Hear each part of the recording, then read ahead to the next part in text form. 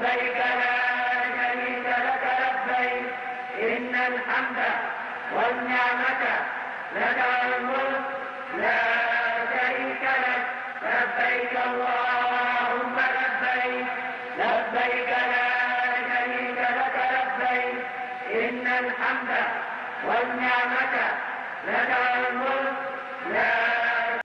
السلام عليكم ورحمة الله وبركاته.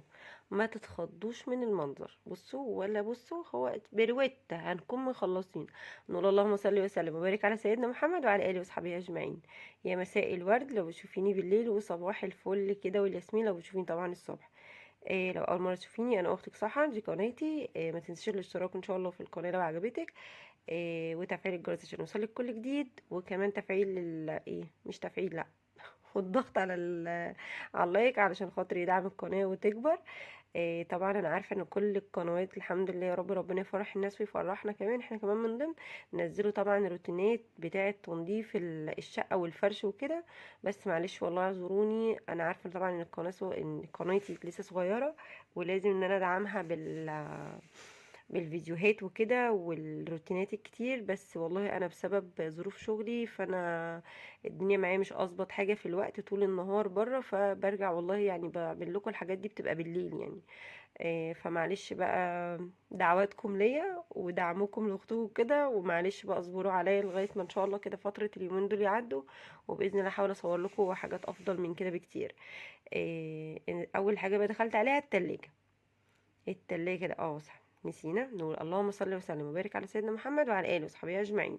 انا مش عارفه صدقوني قلت في الاول ولا لا، بس معلش يعني الصلاه على النبي وذكر الرسول كده حاجه كويسه، وبصراحه يعني يعني الواحد بيتفائل بالصلاه على النبي عليه الصلاه والسلام.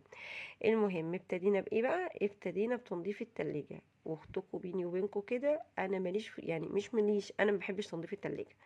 في ناس كتير طبعا، يعني في ستات بتحب تنظف التلاجة، في ستات ما بتحبش غسيل المواعين، في ناس بتحب تنشير الغسيل، في ناس كده يعني. انا بقى ما بحبش اغسل التلاجة. بس شايفين كان منظرها عامل ازاي؟ لا يعني يا حرام الست خلاص بتستغيث. فقلنا بقى كده نحميها حماية العيد كده، ونظبطها كده وندلعها، يعني الشقة كلها تتدلع والبنات تتدلع وهي كمان ما تتدلعش، لازم تتدلع معانا. فدخلت بقى كده لميت كل الخضار والحاجة. طبعا ده الخضار ده بقى جبته على مدار الاسبوع اللي فات، اللي هو اللي احنا فيه حاليا ده. علشان ايه؟ علشان خاطر طبعا احنا عارفين كل سنة وانتم طيبين، العيد بناخد الاسواق بتاخد حوالي من اسبوع ل10 ايام اجازة. فطبعا لازم ابقى يعني حاجتي في التلاجة، عشان طبعا ما احتس، يعني اي ست بيت لازم تعمل كده، ما نحتس من الاخر. حاجات السوبر ماركت كده كده اي سوبر ماركت مش بيقفل، لكن المشكله طبعا بتبقى في الاسواق، انت تجيبي طماطم، بطاطس، بصل، فلفل، ليمون، طبعا عشان الفته. طبعا كل سنه الفيديو كله كنت بقول كل سنه وانتم طيبين. فقلت بقى ايه، لا كده مش نافع. بقالي طبعا كذا يوم بجيب وركن، او البنات بيطلبوا حاجات ويشتروها ويجيبوها وتتركن في التلاجة من غير ما تتظبط لغاية ما بقى. هو طبعا انا مش قاعدة بسبب يعني ظروف شغلي، مواعيد شغلي مش متظبطة خالص. بتبقى في فترة الاعياد دي بتبقاش مظبوطة. فايه بقى؟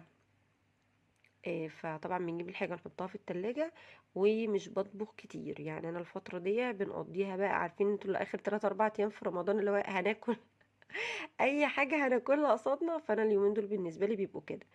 فمش هتلاقوا عندي اي اكل بصراحه، يعني عارفين لا هتلاقوا الاخضر ولا يابس زي ما بيقولوا في التلاجة. فكل الحاجه خضار بس طبعا على بعضه، فالدنيا مش الطف ومش احسن حاجه.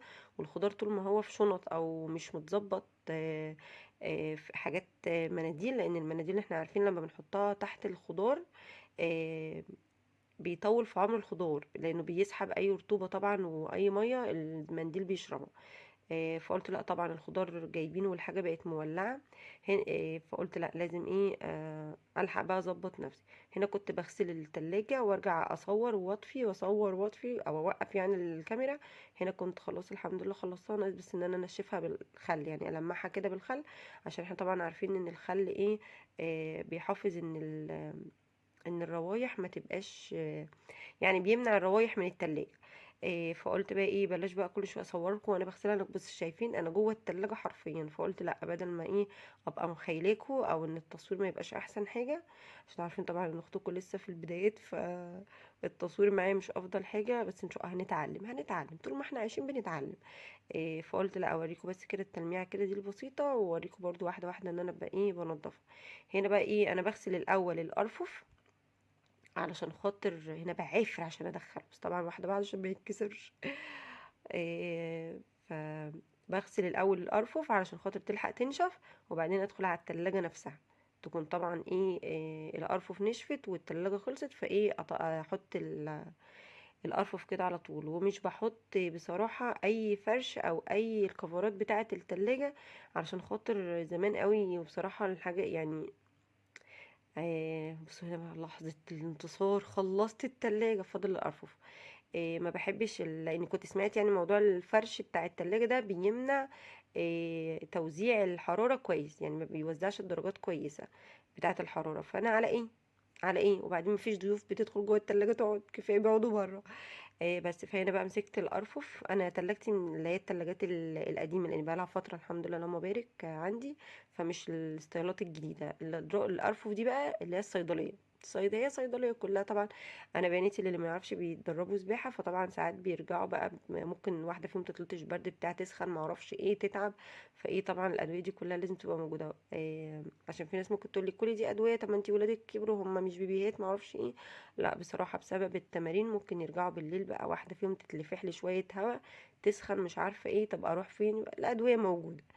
وربنا يا رب يحفظ ولادنا وولاد حبايبنا كلهم يا رب. ولو وصلتي معايا لغاية هنا ما تنسيش الاشتراك في القناة وتفعيل الجرس عشان يوصلك كل جديد، واللايك الحلو والكومنت اللي بص انا بسمع انا الكومنتات دي بتاع يعني بتبسط قوي لما انا يعني انا كنت طبعا متابعة والى الان قنوات وبحب اكتب، وكنت ببقى مبسوطة قوي لما حد بيرد عليا. دلوقتي بقيت مبسوطة قوي لما حد بيكتب لي حاجة. فياريت بقى ما تنسوش بقى الكومنتات الحلوة بتاعتكم، وطبعا الاشتراك في القناة عشان القناة تكبر وننفذ الشروط اللي اليوتيوب بتاعتنا دي عاملها. هنا كنت خلاص الحمد لله خلصتها وبنشفها كده وبروق طبعا على التلاجة. وكده الحمد لله ابقى خلصت. انا عارفه ان الفيديو بسيط بس تشجيعي والله، اللي انا بحب اتفرج كنت على الحاجات دي زي ما قلت لكم في الفيديوهات اللي فاتت، لان هي بصراحه بتشجع ان الواحد يقوم ايه يخلص كده وراه، بالذات الحاجات اللي بيحسها ان هي تقيله على قلبه. هنا بقى دخلت بقى لميت كل الخضار. هنا هحط في الطبق ده مناديل عشان احط الطماطم، وبعد كده قلت لا ايه ده الطماطم كتير ما شاء الله اللهم بارك، فهنقلها بقى واحطها ايه في طبق تاني. هو الطبق كبير بس مش عارفه ليه في الفيديو او في التصوير باين ان هو صغنطط، مش عارفه ليه. المهم حطيت بقى هنا المناديل كلها. المناديل زي ما قلت لكم في اول الفيديو بتحافظ ان اي ميه او اي رطوبه تشربها من الخضار. طبعا الخضار احنا عارفين كلنا ستات بيوت وبنات كده امارات شاطرين ان الخضار لما بيدخل في التلاجة ما بيتغسلش، لان الغسيل بيخلي فيه نسبه رطوبه عاليه، الميه يعني بتخلي نسبه رطوبه عاليه، ده بيخليه يبوظ اسرع. فطبعا نحافظ على الكلام ده. عايزه اقول لكم دلوقتي لسه واخده بالي من الليمون ده ان انا حطيته زي ما هو كده، ما حطيتش فيه مناديل، لسه دلوقتي واخده بالي. يلا الصبح بقى ان شاء الله ان شاء الله نعمله. هنا بقى رحت بقى جايبه بقى كمان يعني الشنط بالحاجات اللي فيها، لان طبعا الشنط كمان بتبوظ الخضار اسرع. فزي ما قلت لكم الفتره اللي فاتت كنت بجيب واشيل كده في التلاجة على طول من غير ما ايه مرتبه، لان انا عارفه ان انا ايه هحمي تلاجتي. فكنت بقى ايه عارفين اللي هو ايه, يلا ما انا هروق بكره، يلا ما انا هنضف بكره كده فاهميني. بس فكنت بطلع بقى كل اي بقى طماطم اي حاجه بحطها في الطبق ده، وبعدين هجيب بقى كل الخيار والفلفل الالوان والجزر وهحطهم في بوكس تاني. برضو هحط برضو نفس المناديل اللي هي مناديل المطبخ دي، وبعدين بقى هحط كل الفلفل الرومي. انا جايبه فلفل رومي حبه محترمين كده طبعا عشان خاطر تعصيجة بقى اللحمه سلطه، مش عارفه ايه يبقى ايه حاجتي موجوده ملص، لان زي ما قلت لكم في اول الفيديو برضو ان الاسواق بتقفل حوالي من اسبوع ل10 ايام، فعشان تبقى حاجتنا في البيت وايه وما نقفش يعني على حاجه في اكل عجبتنا في حاجه عجبتنا. دلوقتي مثلا افتكرت ان انا ما جبتش جلاش، عندي رقاق بس ما جبتش جلاش. ممكن بقى نعمل جلاش حلو مع بعض ان شاء الله. انا عملت معاكم على القناه، للي ما شافوش بقى يرجع مش عارفه ايه حوالي 5 أو 6 فيديوهات هتلاقوا، مش 5 كمان، أقل كمان، هتلاقوا طريقة الجلاش حلو جدا. وكنت عاملة برضو معاكم الفتة والرقاق حلوين قوي برضو، ممكن بس دول في الأول بقى، في أول الفيديوهات كده. بطريقة حلوة وبسيطة وسهلة. ارجعوا كده للفيديوهات ان شاء الله للي ما شافهاش. طرق حلوة هتعجبكم ان شاء الله. هنا بقى كنت خلاص الحمد لله ستفت كل حاجتي. هيدخل بقى التلاجة تبقى الحاجة متروقة. احتجت طماطم، طبعا الطماطم دي مش هخليها كلها عشان دي لو فضلت كده هتبوظ طبعا. فاكيد هاخد منها جزء كده للسلطة، والباقي طبعا هضربه واصلصه في الفريزر ان شاء الله. رجعت كل حاجة كده الحمد لله مكانها، والتلاجة بقت زي الفل شايفين. طبعا المحلول ده لان انا عندي الصغيرة اصاباتها كتير، ربنا يا رب يحفظها ويحفظ كل ولادها. وهنا بقى كده خلصت الحمد لله. شايفين الحماس حماس والله. وده بقى جزء من الريسبشن كنا خلصناه، بس انا عايزه اغير شويه حاجات في المفارش بتاعه النيش. وطبعا لو وصلتي معايا لغايه هنا شكرا جدا. دمتم في رعايه الله، مع السلامه، باي باي.